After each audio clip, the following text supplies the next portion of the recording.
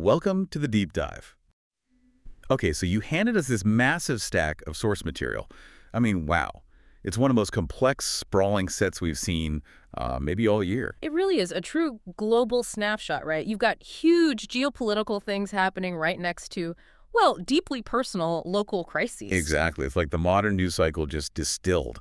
International security, U.S. politics going haywire. And then insights into how tech is gripping our culture, all layered together. It's quite a mix. Right. So our mission today, sort through this noise. We want to pull out the essential nuggets for you, the critical context, and hopefully those real aha moments. Across world affairs, U.S. politics, tech's impact. And yeah, those bizarre oddities that just kind of reveal how strange human nature could be. Okay, let's dive in. Starting with the immediate threats. Looking globally, the sources show a world where physical stuff, the actual ground beneath our feet, is failing, sometimes spectacularly. Yeah, let's start with the most literal collapse, that Bangkok sinkhole. And we're not talking a small pothole here. No, this was huge. A massive road collapse. And the location. Right outside a major hospital. That's the key detail, isn't it? It disrupted everything. Traffic, evacuations. Precisely. It shows how basic infrastructure failure immediately makes something like a healthcare crisis much, much worse. Immediate local disaster. Okay, contrast that with the big regional weather stuff. Yeah. Typhoon Rega. Right, hitting Hong Kong and South China now. But the sources make a point about the wider human toll. It already hit Taiwan and the Philippines. Yeah, dozens of deaths there before it even reached the mainland. It's a reminder, these storms aren't just one headline. They're these long, destructive chains. True.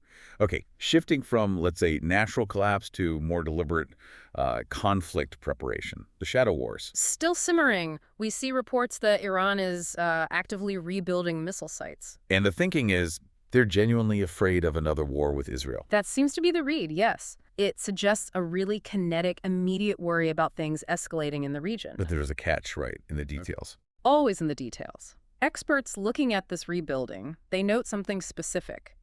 A key component is missing from their capabilities. A key component. So what does that actually mean on the ground? Well, connecting it geopolitically, it likely means while they're definitely preparing defensively, their ability to strike out or, sustain a long fight, it's still limited. Probably sanctions.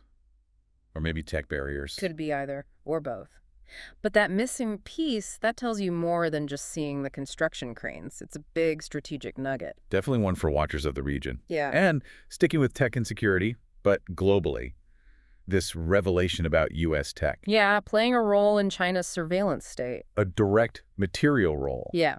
Which is obviously a huge friction point. It is. The sources say U.S.-developed chips, maybe software, are being used in these mass monitoring systems. So lawmakers, activists in D.C., they're calling for action. Immediately and strongly. Yeah. It forces that question, right? How culpable are U.S. companies when their tech, even if it's dual use, ends up enabling state repression? It puts tech export controls right back in the center of the U.S.-China fight.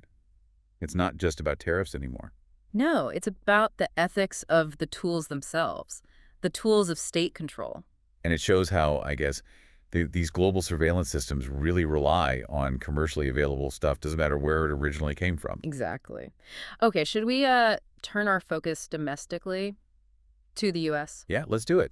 There's some serious political and security tension in the sources, starting with that awful incident at the Dallas ICE facility. Really tragic. One detainee killed, 2 others critically injured, and the shooter dead from a self-inflicted wound. And the FBI analysis found something crucial. Yes. This sheds light on the motivation, potentially. They found specific anti-ICE messaging. On the ammunition itself? On the ammunition, yes. Which strongly suggests it was, politically or ideologically driven, not just random violence. Which, of course, just ratchets up the political heat around immigration enforcement even more. Hugely. And then you have the immediate political reaction, which the sources documented. Right. Trump vowing more crackdowns. But, notably, did not mention the victims of the attack in his public comments. That omission really speaks volumes about just how polarized that whole debate is right now. It really does. And that political reality, it connects to broader questions about the upcoming election, like the economy. Yes, the polling. showing a shift. The significant shift. The economy, which you remember was a definite strength for Trump in his first term. Yeah, absolutely. Well, the polling indicates it's demonstrably not anymore. Voters seem increasingly worried about inflation, their own finances. Does the source material give a why for that? Why isn't it his shield anymore?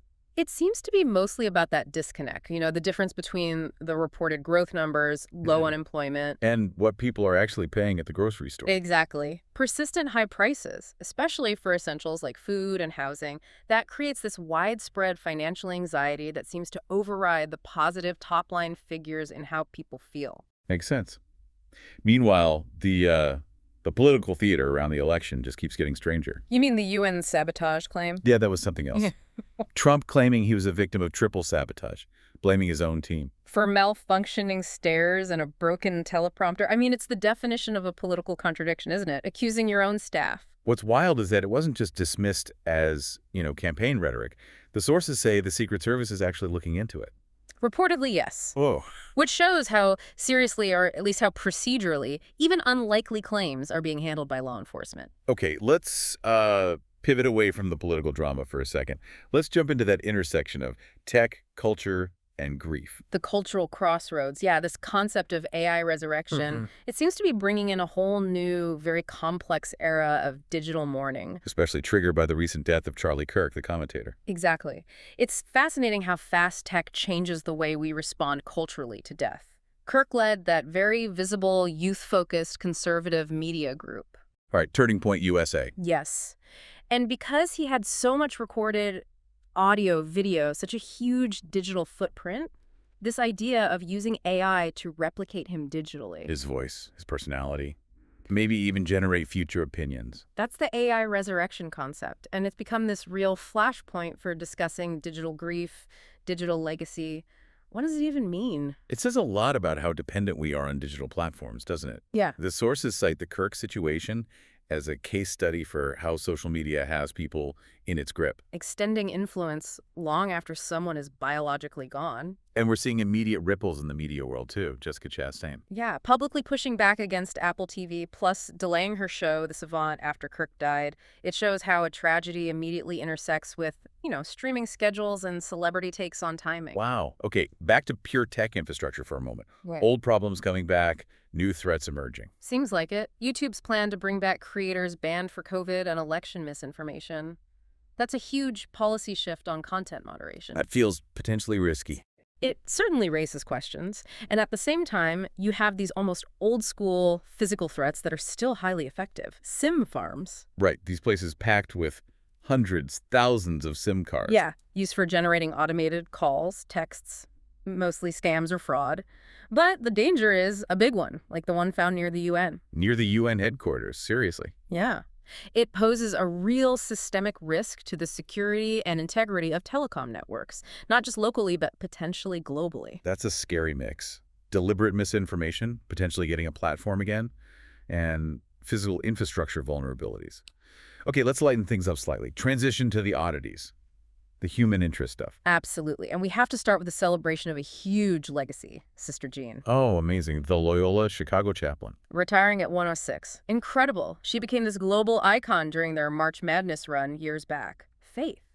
Resilience. What a legend. Okay, and globally, Ghana's fantasy coffins. Yes. The sources describe these as just this vibrant, colorful celebration of life. They make them in shapes representing the person's life, like a fish or a car. Exactly. A fish, a car, a camera, offering a truly stylish final rest, as the source put it. It's such a beautiful, vivid cultural counterpoint to that digital grief stuff we were just talking about. Totally different perspective. And finally, a necessary reminder about nature. Always respect the wildlife, especially apparently squirrels in California. A very mean squirrel. Focused on getting food. Has sent at least 2 people to the ER. Never underestimate a hungry squirrel. Got it. Oh, and a quick historical footnote. Swastikas in Finland. Yeah, still lingering on some Air Force flags. It's a holdover from a complex history during wartime. But they're on the way out. Sources confirm they are on the way out, thankfully. Okay, so that was a whirlwind. We've covered a ton. Let's try to pull back and offer some broader context, some application for you, the listener. Right, the so what. Starting with global trade, China made a really strategic move, giving up its developing country status at the WTO. Okay, why is that a big deal? What did that status let them do, and why drop it now? Well, that status gave China more lenient rules, longer timelines to meet WTO commitments, and legal cover to protect certain domestic industries. Sort of like training wheels for the global economy. Kind of, yeah. So by giving it up, they're making the strategic concession. It's meant to boost the WTO's credibility, make it seem more functional. Especially with threats from the U.S., like more Trump tariffs potentially. Exactly. It positions China as, or aims to position them as, a more responsible global player, a way to counter those criticisms. Interesting. Okay, moving to something very personal for you listening. Health. A quick check from the sources. There's an increase in nightmare bacteria, Yeah, it's an alarming phrase, but it refers to these highly drug-resistant pathogens. like CRE, carbapenem-resistant enterobacteriaceae. Precisely those. They're called nightmare bacteria because they resist multiple antibiotics, have high mortality rates. Their increase is a major public health worry. Okay, so on a personal health level, any actionable advice popping out of the source material? A couple things. The lifestyle guidance is pretty straightforward. If you want a healthier lifestyle, the key is to start small. Incremental changes, not massive overhauls you can't stick to. Exactly. Focus on small wins. Also, some advice on mental health.